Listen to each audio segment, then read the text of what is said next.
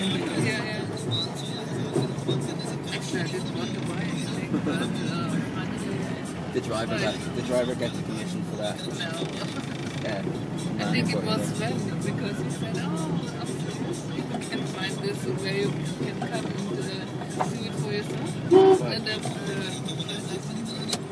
I thought, that sounds good. So probably Sven got the provision. I get the vision there. Yeah. I always send people there like tourists.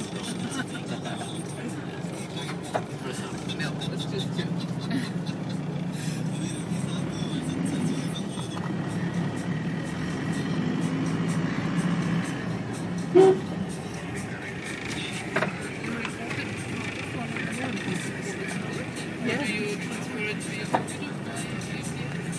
I don't. I just transcribe it. I've never tried. Okay. Yeah, I probably could.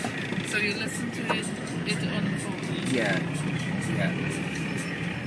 I probably could, but I don't. Voice acquisition software I have is very good. So I still send transcribe. Yeah, it's very handy. Yeah, because I